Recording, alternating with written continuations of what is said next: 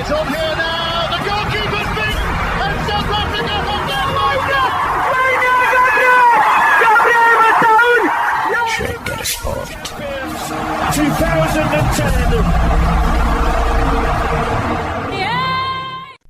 ሰላም ጤና ይስጥልን እንደምናላችሁ የተከበራችሁና የተወደዳችሁ የሸገር ስፖርት ዊዝ አበበ ግደይ የዩቲዩብ ቻናል ቤተሰቦቻችን በያላችሁበት እጅግ አስደሳች ጊዜን እያሳለፋችሁ እንደሆነ ተስፋ እናደርጋለን። መልካሙን ሁሉም ለናንተ እንመኛለን። ታዲያ ይህንን ሸገር ስፖርት ዊዝ አበበ ግደይ የሚለውን የዩቲዩብ ቻናላችንን ሰብስክራይብ አድርጉት፣ የደውል ምልክቱን ተጫኑትና አዳዲስ ፕሮግራሞችን ስንለቅ መልእክት ይድረሳችሁ።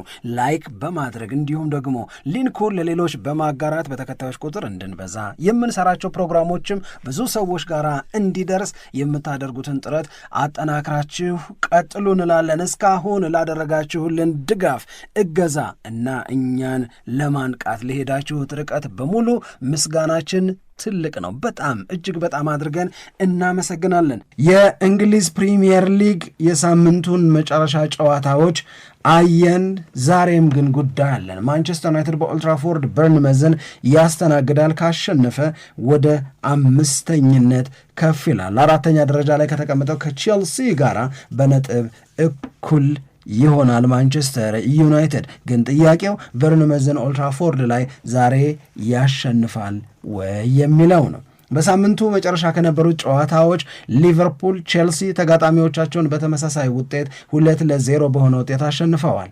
መሐመድ ሳላህና የሊቨርፑል ደጋፊዎች መካከል የነበረው ስሜት የተስተካከለ መልሶ የተቃና የሚገባውን ክብር እንደማይነፍጉት የታየበት ሌጋሲው ብዙም እንዳይበላሽ የሚሆንበት እድል ሰፊ መሆኑን አይተናል። 2-0 በሆነ ውጤት ብራይተንን ካሸነፉ በኋላ ወደ አፍሪካ ዋንጫ የሚያቀናውን ጀግናውን ተጫዋች መሐመድ ሳላህን የሊቨርፑል ደጋፊዎች ሞቅ አድርገው ሸኝተውታል።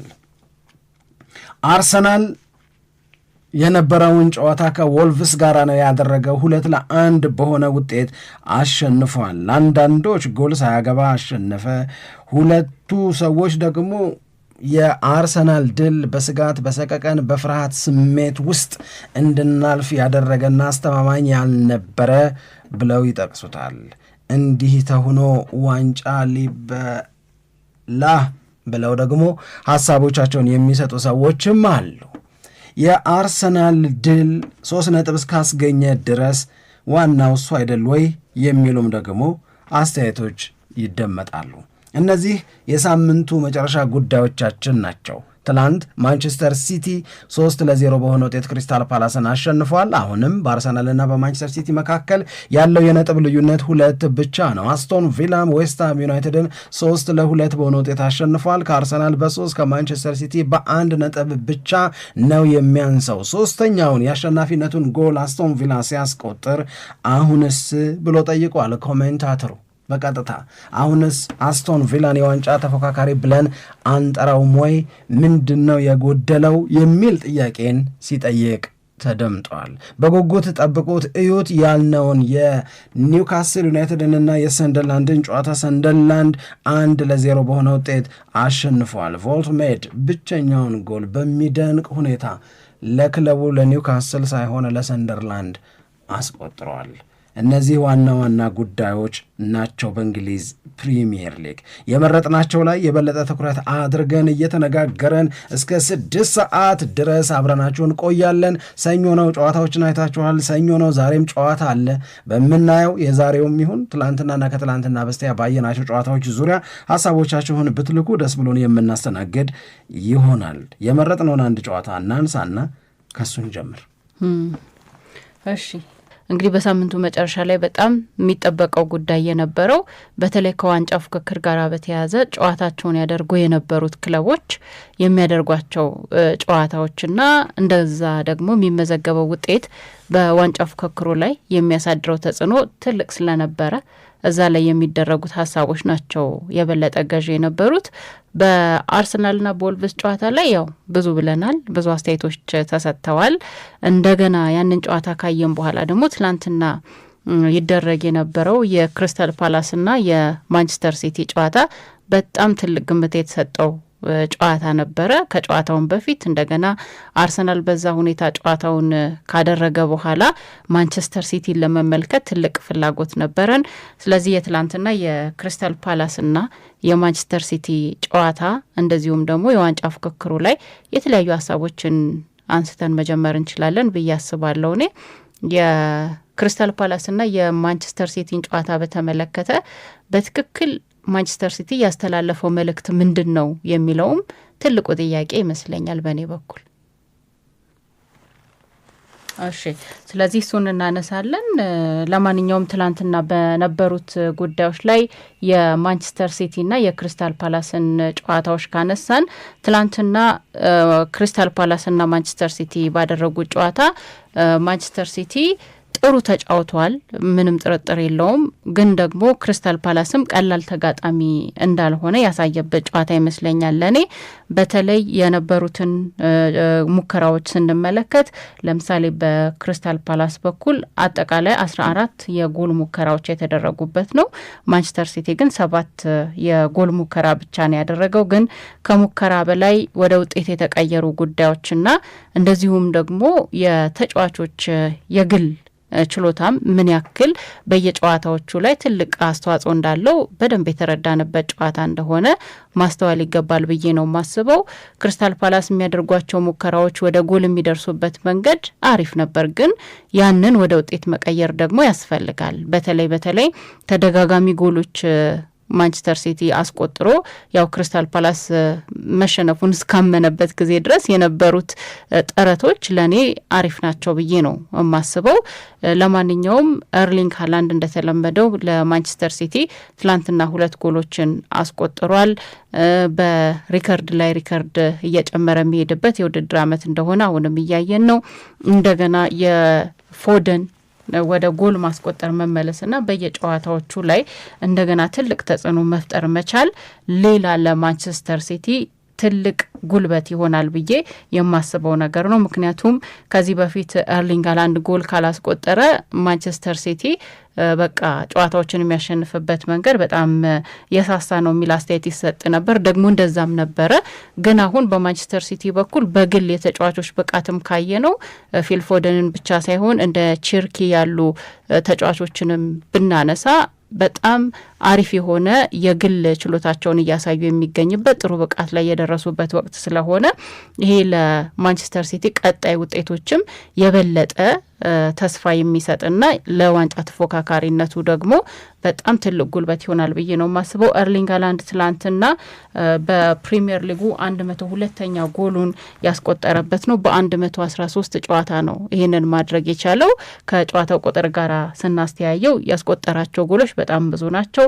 ከዚህ በፊት እንደውም ክርስቲያኖ ሮናልዶን በንጽጽር እያቀረቡት ነበረ። ክርስቲያኖ ሮናልዶ 236 ጨዋታዎችን አድርጎ ነው ይህንን ያክል 103 ጎል ማስቆጠር የቻለው እና አሁን ክርስቲያኖ ሮናልዶ ሪከርድ ላይ ለመድረስ ኤርሊንግ ሃላንድ 1 ጎል ብቻ ይቀረዋል። ግን የጨዋታ ቁጥሮቹን ብዛት ደግሞ ስናይ ከፍተኛ ልዩነት እንዳለው መረዳት ይቻላል። እና እኔ ትላንትና በማንቸስተር ሲቲ በኩል በቃ በትክክል ከዋንጫው ጋር በተያያዘ ምን አይነት እምነት ፍላጎትና ትልቅ ደግሞ ትግል እንደሚያደርጉ ካየንባቸው ጨዋታዎች መካከል የትላንትናው የሚጠቀስ ይመስለኛል። አዎ የትላንትና የማንቸስተር ሲቲ ድል በአርሰናልና በሲቲ መካከል ያለውን የነጥብ ልዩነት በዛው በ2 ተገድቦ እንዲቆይ ያደረገ ነው። ትክክል ነው። ከዛ ጎን ለጎን ግን ስለ ፐርፎርማንስ የምናወራ ከሆነ ምናልባት ቅዳሜ በነበረው የአርሰናልና የዎልቭስ ጨዋታ ላይ የአርሰናል ድል አስተማማኝ አይደለም። አርሰናል ተቸግሯል። በራሱን ጎል አላስቆጠረም። እንደዚሁም ደግሞ ጎል ኮንሲድ አድርጓል። ያውም 90ኛው ደቂቃ ላይ ነው ጎል ገብቶበት የነበረው። ነጥብ የሚጥል መስሎ ነበር አርሰናል። ስለዚህ እንደዚህ በዘንድሮ የውድድር ዓመት በጣም የተቸገረ ማንም እየመጣ የሚኮረኩመውን ወልቭስን ለማሸነፍ የሚጨነቅ ከሆነ እንዴት ነው የሚገፋው? እንዴት ነው የሚዘለቀው? በቀሪዎቹ 22 ጨዋታዎች ላይ የሆነ ነገር ካልተስተካከለ በስተቀረ ለአርሰናል የስጋት ስሜት አይሆንም ወይ የሚል ጥያቄን በጣም ብዙ ሰዎች ያነሳሉ። ይሄ ነበር እንደውም አንድም ከጨዋታው ጋር በተያያዘ በዋናነት መነጋገሪያ የነበረው ነጥብ። ግን እሱን ብቻ ሳይሆን የአርሰናል ያለፉት ተከታታይ ጨዋታዎች ላይ የታዩ ነገሮችንም እንደ መጥፎ ምልክት መውሰድና ይሄ የመጥፎ ምልክቱ መባባሻ ወይም የመባባስ ማሳያ አድርገው ደግሞ ይወሰዱት አሉ። ለምንድን ነው አርሰናል ከትላንት ወዲያውን ጨዋታ በጣም አስተማማኝ የሆነ ቀሎት ያሸንፋል፣ ምናልባትም በጎልም በርከት ያለ ጎሎችን ሊያስቆጥር ይችላል የሚል ግምት የተሰጠው ብንል እውነቶችን መነሻ በማድረግ ነው። የወልቭስ እውነት እንደዛ እንዲገመት ያደርጋል። የአርሰናል የራሱም እውነት እንደዛ አይነት ግምት እንድንሰጥ የሚያስገድድ ነው። ስለዚህ አርሰናል አስተማማኝ የሆነ ድል በጎል ተንበሽብሾ ያንን ጨዋታ ያሸንፋል ብሎ የሚገምት ሰው መነሻዎቹ ትክክል ናቸው። የሰውየው ወይም የገማቹ አላዋቂነት ተደርጎ መወሰድ የለበትም። ግን ያን ያህል ነፍስ ውጪ ነፍስ ግቢ እስኪሆን ድረስ ጎል ኮንሲድ ማድረግ እንደገና ደግሞ በራስ ጎል ለማስቆጠር ፔኔትሬት አድርጎ ለመጨረስ መቸገር፣ ኦን ታርጌት ለመሞከር አለመቻል ፈርስት ሃፍ ላይ በአጠቃላይ በ90 ደቂቃው አይደለም ጎል ለማስቆጠር 2 ኢላማቸውን የጠበቁ ሙከራዎችን ብቻ ማድረግ ከ16ቱ ሙከራዎች ውስጥ እነዚህ ሊወደዱ የሚችሉ ነገሮች አይደሉም።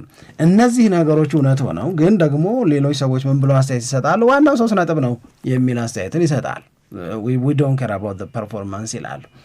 ግን ስለ ፐርፎርማንሱ ዶሚኔት ማድረግ ስለመቸገሩ ግን የግድ መታሰብ አለበት የምንለው ባለፉት ተከታታይ ጨዋታዎች የሆኑትን ነገሮች ከግምት ውስጥ ላስገባ ሰው አርሰናል እያቃተው ነው ወይ የሚል ስጋትን የሚጭር በስጋት ስሜት የሚያቆይ ነገር ስላለ ነው።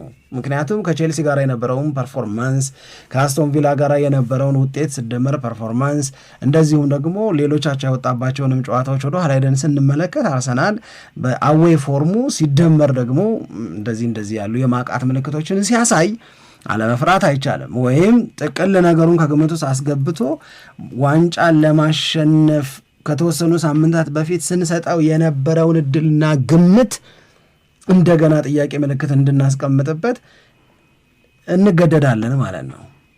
አሁን አንዳንድ ሰዎች ምን ይላሉ? ከተወሰነው ጊዜ በፊት ምን ሲባል እንደነበረ ያስታውሱና አርሰናል ጠንካራ ነው፣ አርሰናል ዘንድሮ የሚያቆመው የለም ምናምን የሚል አስተያየት መሰጠቱን ያነሱና እንዲህ ሲሆኑ አሁንስ ምን ልትሉ ነው ምናምን አይነት ነገር ደግሞ ይነሳል። እኔ ያኔም ልክ ነው አሁንም ልክ ነው የምለው ነኝ። ይሄ ግትር ያለ ነገር ሊኖረን አይችልም። የአርሰናል ፐርፎርመንስ ፍላክቹዌት እስካረገ ድረስ እስከ ተዘባረቀ ድረስ የእኛም ሀሳብ ይቀያየራል። አርሰናል ጥሩ ሆኖ ከቀጠለ ጥሩ የሚባለው አስተያየት በዛው መጠን እየተገለጸ ይቀጥላል። አርሰናል እያቃተው ሲመጣ አይ ከጥቅምት ላይ ጥሩ ነው ብዬ ነበረና ታህሳስ ላይ ጥሩ ነው ልበል፣ ጥሩ ሳይሆን ሲቀር ደግሞ ጥሩ አለመሆኑን ጥሩ ያልሆነባቸውን ነገሮች ጭምር በማስረዳት ነው የምትገልጨው። እግር ኳስ እንደዚህ ነው። ቲሞች አቋማቸው ፍላክቹዌት ያደርጋል። የትላንትናው ጥሩነት ዛሬ ላይ ቀጥል ይችላል። የዛሬው ማቃት ነገ በማቃት ላይ ቀጥል ይችላል፣ ወይም በጥሩነት ሊተካ ይችላል። ስለዚህ የሆነውን ነው እየሆነ ያለውን እያየን ያለነውን ነገር ነው በመናገር የምንቀጥለው ነው። ስለዚህ አርሰናልን በተመለከተ ይሄ የአርሰናልን ምነካው የሚለው ጥያቄ ያልተዋጠላቸው የክለቡ ወዳጆች የክለቡ ደጋፊዎች ካሉ እንኳን እናንተ አርቴታም ተውጦለታል ነው ምለው። ይሄ ልክ አይደለም እያለ ነው። ተቀባይነት የለውም። እንደዚህ መሆን በጭራሽ አይፈቀድም። ትክክል አይደለም። በተለይ ደግሞ ጎሉ የገባበትን መንገድ በጣም ነው ብሌም እያደረገ ያለው እያወገዘ ያለው። እንደዚህ አይነት መከላከል ሊኖረን አይገባም ነው። ከተወሰነ ጊዜ በፊት ስለ አርሰናል የመከላከል ጥንካሬ አውርተን አሁን ደግሞ አርሰናል መከላከል ላይ ደካማ ሲሆን ኦልሞስት ያም ቢያሸንፍም አርሰናል ቢሸነፍም አርሰናል አቻም ቢወጣ ግን ጎል በተከታታይ ኮንሲድ እያደረገ ከሆነ ያውም ደግሞ ማስቀረት የሚቻሉ ጎሎች ወደ ጎልነት የሚቀየሩበት ከሆነ አለመጠየቅ አይቻልም። ስለዚህ አርቴታም ወረተኛ ሆኖ ሳይሆን ከእውነት ጋር ተዋዶ ነው ያንን ጥያቄ እያነሳ ያለው። እንደዚህ አይነት ጎል ኮንሲድ ማድረግ የለብንም ነው የሚለው። እንግዲህ ማሰብ ያለብን ነገር ከቪላ ጋራ ስንተኛው ደቂቃ ላይ ነው ጎል የገባበት? 94ኛው ደቂቃ ላይ ጎል ገባበት። ሪስፖንድ ለማድረግ እድል አላገኘም፣ ተሸነፈ።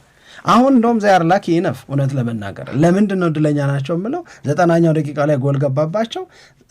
የተጨመረው ደቂቃ 6 ደቂቃ ነው። 3ኛው ደቂቃ ላይ ምናምን ጎል አገቡ። ያውም ኦን ጎል ነው ሁለቱ አርሰናል ላይ። እንደዚህ መሆን የለበትም። ይሄ ላስት ሚኒት ላይ ኮንሲድ የምታደርጊው ነገር ሪስፖንድ የማድረግ መልስ የመስጠት መልሶ ጎል የማግባት እድል ሰፊ ስለማያደርገው መጠንቀቅ ያስፈልጋል ነው።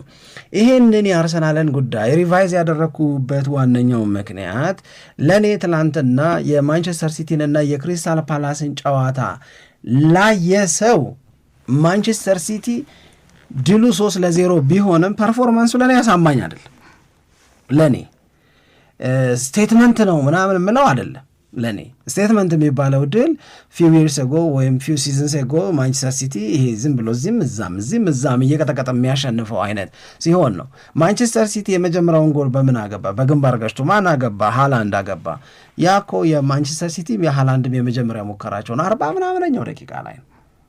ከዛ በፊት የነበረውን ኤክስጂ ብትመለከቸው የማንቸስተር ሲቲ 0 ሆኖ የክሪስታል ፓላስ ወደ 1 እየተጠጋ እኮ ነው። ክሪስታል ፓላስ ያገኘው የነበረውን ይፈጥረው የነበረውን ጫና ልረሳው አልችልም፣ ከግምቱ ስላላስገባው አልችልም። ልክ ነው። 3-0 በሆነ ውጤት ማሸነፍ አሪፍ ውጤት፣ ድሎ አስተማማኝ ይመስላል። ፐርፎርማንሱን ከግምቱ ስናስገባ በእያንዳንዱ የሁለት ቡድኖችን ጨዋታ ለመለካት ለመመዘን የምንጠቀምባቸው መስፈርቶች ከግምት ውስጥ ያስገባን እንደሆነ ግን የማንቸስተር ሲቲ ድል ጎል ያልገባበት ድል ነው። ጎል አላስተናገደም። የማንቸስተር ሲቲ ድል 3-0 በሆነ ውጤት ያሸነፈበት ነው። አሪፍ ድል ነው። ከሜዳ ውጭ ነው። አሪፍ ነው ምናምን፣ እነዚህ ሁሉ ነገሮች አሉ። ግን when it comes to the performance level ከሆነ ግን የምናወራው I don't think ተመሳሳይ ነገር የምንናገር አይመስለኝም። እኔ አይመስለኝ እኔ ወይም ማንም ቢናገር ይሄንን እኔ አልቀበል። የማንቸስተር ሲቲም ድል አሪፍ ድል ነው፣ ግን አስተማማኝ የሆነ ብልጫ የነበረው ዶሚኔት አድርጎ እንዳሸነፈው ለመውሰድ እቸገራለሁ። ግን ድሉን ብናነጻጽረው አሁን ድሉን ብናነጻጽረው ወይኛውን ሀሳብ ከጨረስክ በኋላ ትመጣበታል። የማንቸስተር ሲቲ ድል ከዛ ደግሞ የአርሰናል ማሸነፍ ሊነጻጸር ራሱ ይችላል? አይችልም። አይችልም፣ አይነጻጸርም። የማንቸስተር ሲቲ ስጋት የለውም፣ ሰቀቀን የለውም። ይሄ ስሜት የሚረብሽ በእኔ እምነት አርሰናልን የምሩን የሚወድ አርሰናልን የምሩን የሚከታተል ሰው አሁንም ከፍርሃት ስሜት ይወጣል ብዬ አላስብም።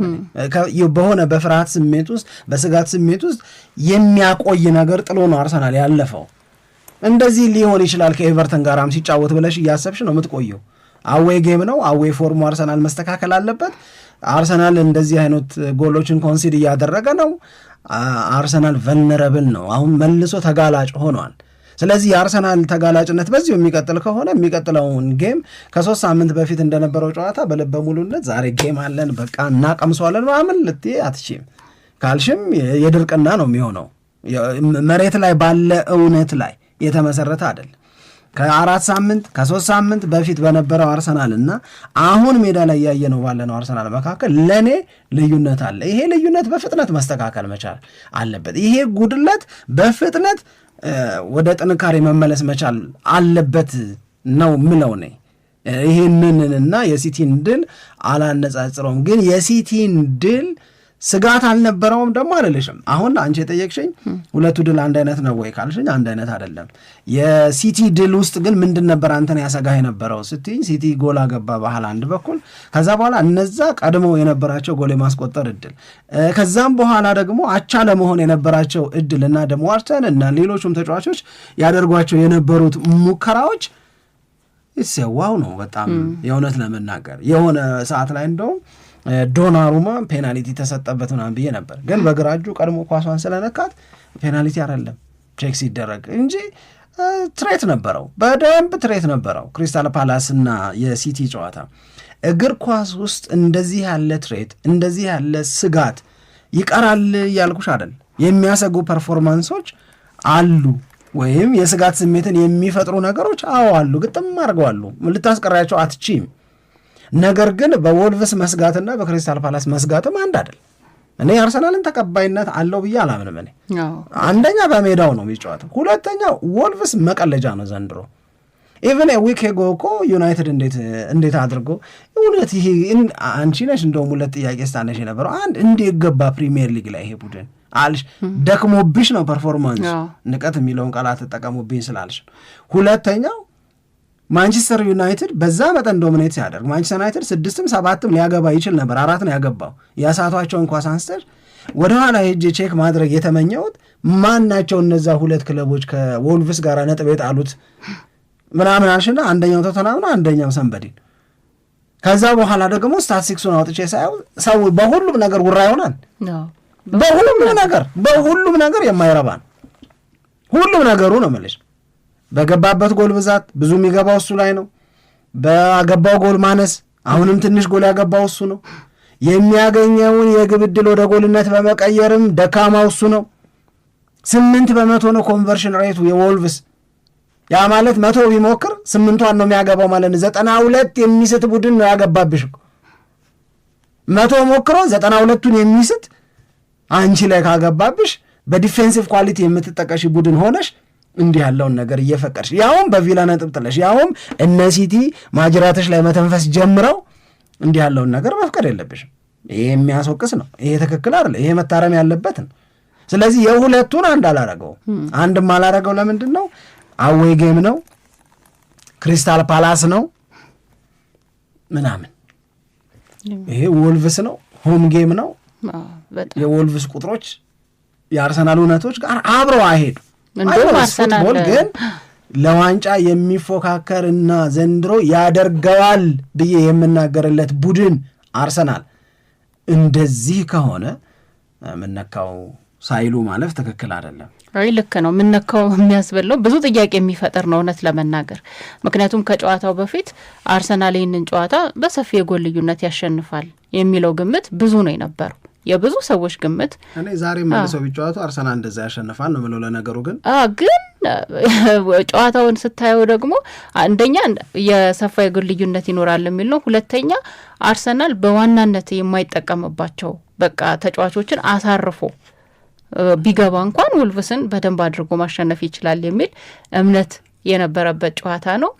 ግን ከተጠበቀው በጣም የተለየ ነገር ነው የተመለከት ነው። እኔ እንደውም ከቼልሲ የአቻ ውጤት ከአስቶን ቪላ መሸነፍ የወልቭስ አርሰናል ያሸነፈበት ጨዋታ በጣም ያበሳጫል። እኔ እንደዛ ነው የሚሰማኝ። ከቼልሲ ጋር የነበረውንም ፐርፎርማንስ ያው ማሸነፍ የሚችለው ነበር ተብሎ አስተያየት የሚሰጥ ነው። የአስቶን ቪላም ተሸንፏል። አስቶን ቪላ ጥሩ ነው የነበረው፣ ቼልሲም ጥሩ ነው የነበረው። ግን ከነዛ ከአቻና ከመሸነፍ ውጤቶች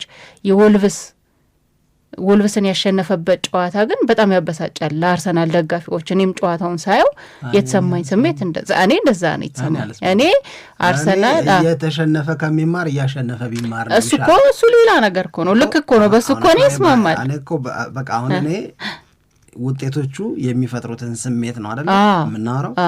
አንቺ ውጤቶቹ የፈጠሩብሽ ስሜት በቪላ የተሸነፉበት ውጤት ይሻለኛል ከዚህኛው ድል ይልቅ ከስሜት አንጻር ነው ያለው። እኔ ደግሞ አይሻለም ነው የምለው። እኔ ደግሞ እንክት አርጎ እያሸነፈ ሙሉ 3 ነጥቧን እየወሰደ ግን ደግሞ ጉድለቱን አምኖ እና ያመነው ጉድለት ላይ ሰርቶ ኔክስት ጌም ላይ ተጠናክሮ ይቅረብ ነው። ግን እኔ ልክ ነው በማሸነፍ የሚገኘው ነገር ምንም ጥርጥር የለውም።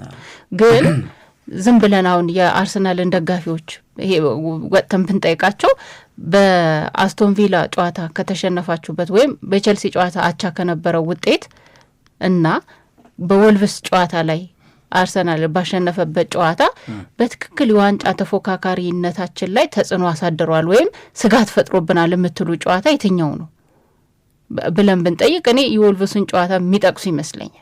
ምክንያቱም አርሰናል ታዲያ አሁን አጠይቃቸውም ለምን ይወጣል? እሺ ይሁን አሁንም ሳንወጣ በፊት እሺ ይንገሩን፣ የትኛው ጨዋታ ነው በጣም ስጋት ውስጥ የከተታቸው የአርሰናልን ደጋፊዎች? ብዙ ኔጌቲቭ የሆኑ ነገሮች የታዩበት። ብዙ ኔጌቲቭ የሆኑ ነገሮች ከመታየት አንጻር እኮ አይደለም። እኔ የሚመስለኝ አንድ ኤክስፔክቴሽናችን ትልቅ ነው ወልቭስን ከመግጠሙ በፊት ያንን ኤክስፔክቴሽን ወይም ጥበቃችንን በጣም ያሳደግንበት ምክንያት ደግሞ ቅድም የተናገርነው ነው። ስለ ወልቭስ የምናውቀው ስለ አርሰናል የምናውቀው ነገር ለአርሰናል ኢትስ ኢዚ ጌም ነው አልሽ ነው። እርሶም 4 አልኩ ብያለሁ፣ እኔም 5 አልኩ። ይሆናል ብዬ የማስበው እንደዛ ነው። አሁንም ነገርኩሽ፣ በሚቀጥለው ሳምንት ቢጫወቱ ሴም ፕሪዲክሽን ነው ላስቀምጥ የምችለው እኔ። የወልቭስ እውነት እስካልተቀየረ ድረስ የአርሰናል እውነት እስካልተቀየረ ድረስ የምገምተው እንደዛ ነው። ወይም በህይወቴ ማስይዤ አላውቅም እንጂ እንደዚህ አረግ ብናም ብባል አሁንም ቤት የማረገው በዚህኛው ነው የሚሆነው። የኔ ፖይንት ግን ከኤክስፔክቴሽን አንጻር ያየነው ነገር በጣም በጣም በጣም ዝቅ ብሎብናል።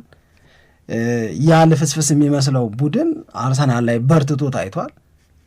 አርሰናል ፔኔትሬት ማድረግ አቅቶ ታይተናል።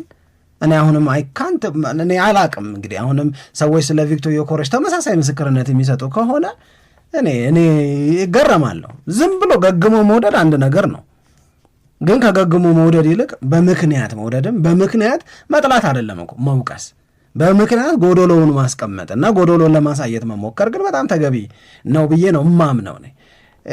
አሁን እኔ አርሰናል ከዚህ የወልቭስ ጨዋታ እስከ ተማረ ድረስ እንኳን ሙሉ 3 ነጥቧን አገኘ። የዛሬው ታሪክ ይቀየር ነበረ።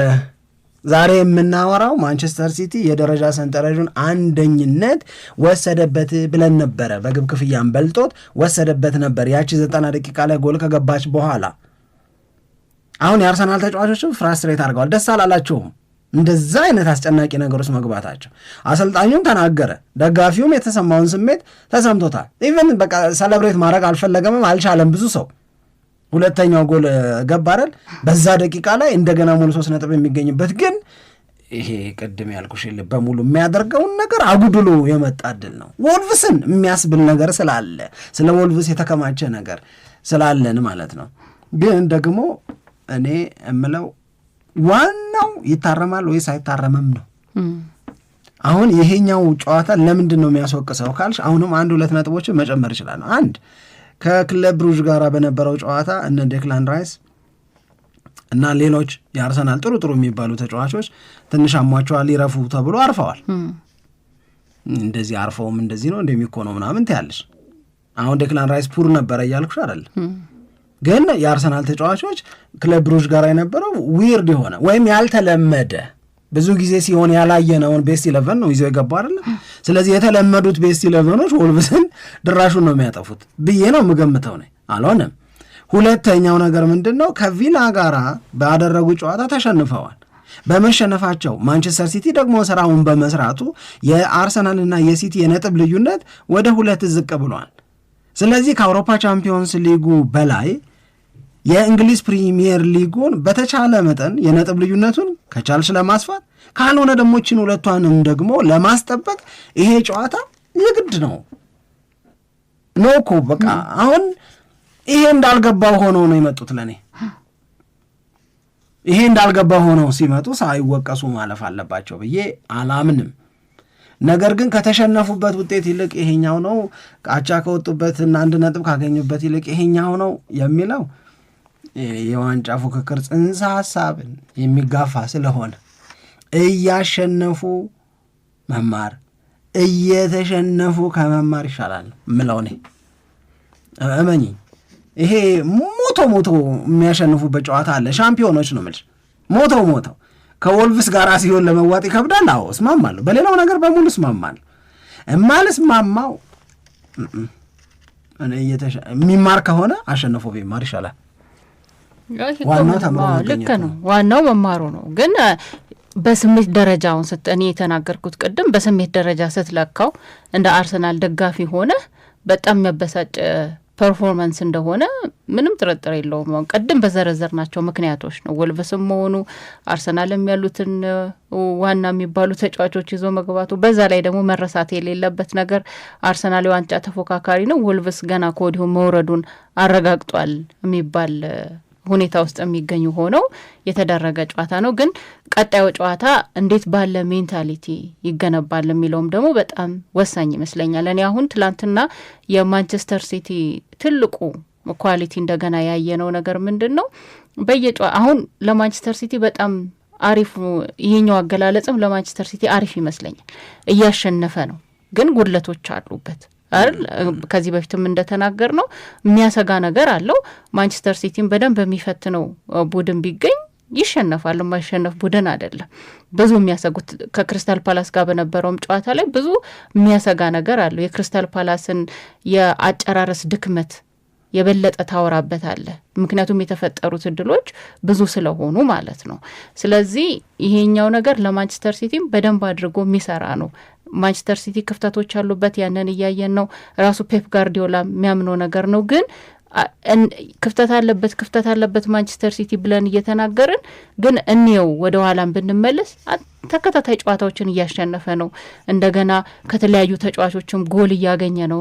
እና በቃ በዋንጫ ተፉክክሩ ላይ አሁን ያለው የነጥብ ልዩነት በጣም ጠቦ 2 ብቻ እንዲሆን አድርጓል። ስለዚህ በዚህ ሁኔታ ደግሞ ካየነው የማንቸስተር ሲቲ ሜንታሊቲ እንደምናቀው በጣም እየተገነባ የሚሄድ ነው። ወደ ኋላ ለመመለስ ምንም አይነት እድል የሚፈጥር አይደለም። ያሉትን አጋጣሚዎች በሙሉ ከዚህ በኋላ ይጠቀማል ብዬ ነው ማስበውና ፉክክሩ በዚህ እስከ ቀጠለ ድረስ አርሰናል በጣም በተሻለ ሁኔታ የጨዋታ የማሸነፍ ሂደቱን ካላስተካከለና ሜንታሊቲ ላይ ደግሞ በደንብ ካልተሰራ በስተቀረ ችግር ሊፈጠር ይችላል ብዬ ነው ማምነው። ምክንያቱም እያየን መሰለኝ አሁን በአርሰናል ተጫዋቾች ላይ ከዚህ በፊት ይሄ ውድድር አመትማ የኛ ነው የሚለውን ሜንታሊቲ በደንብ አይተነው እናውቃለን። ሜዳለ እኔ አስተውዬ አውቃለሁ። ተጫዋቾችም ደግሞ አስተያየት ሲሰጡ ሰምቼ አውቃለሁ። ምንም ወደ ኋላ የምንለው ነገር የለም እና በእያንዳንዱ ጨዋታ ላይ ይህንን ነገር እናስመሰክራለን የሚል ሀሳብ ነበራቸው። አሁን ግን ተከታታይ ጨዋታዎችን እየተሸነፉ አቻ እየወጡ ፐርፎርማንሱ እየደከመ የተጫዋቾች መጎዳትን በጣም እየተደራረበ ሲመጣ ሜዳ ላይ የምታየውም ነገር በዛው ልክ በተወሰነ ደረጃ በተለይ ይሄ የአሸናፊነት የዋንጫ ሁኔታን በተመለከተ የምናያቸው ነገሮች በተወሰነ ደረጃ እየሳሱ እንደመጡ አይቻለሁ እና በዚህ ሁኔታ ከቀጠለ እኔ ብዙ ማንቸስተር ሲቲ ነገሮችን ወደፊት የማራመድ እድሉ ሰፊ ይሆናል ብዬ እንዳስብ አድርጎኝ ዋንጫውን የማሸነፍ እድል ከአርሰናል ወደ ሲቲ አዘነበለብሽ? አወራረሽ እንደዛ ስለመሰለኝ የማዘንበል ነገር ሳይሆን አደጋ ግን ይታየኛል። እኔ ግን በአርሰናል አሁን እኔ የምለው ምንድነው አሁን ልክ ነው ማንቸስተር ሲቲ እያሸነፈ ነው። አሁን ልክ ነው ማንቸስተር ሲቲ የነጥብ ልዩነቱን አጥብቧል። ነገር ግን ከአርሰናል በ2 ነጥብ አንሶ 2ኛ ደረጃ ላይ የተቀመጠው ማንቸስተር ሲቲ አደገኛው ማንቸስተር ሲቲ አይደለም።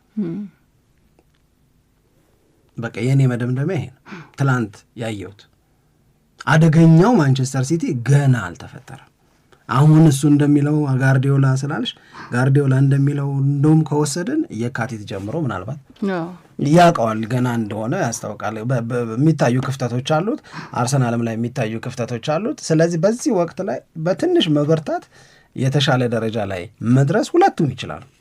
ኦፕን ነው የዋንጫ ፉክክሩ። ግን የሆነ አደገኛው ወይን የመጣብኝ የሚባለው ማንቸስተር ሲቲ አምሶሬን ያላየሁትም።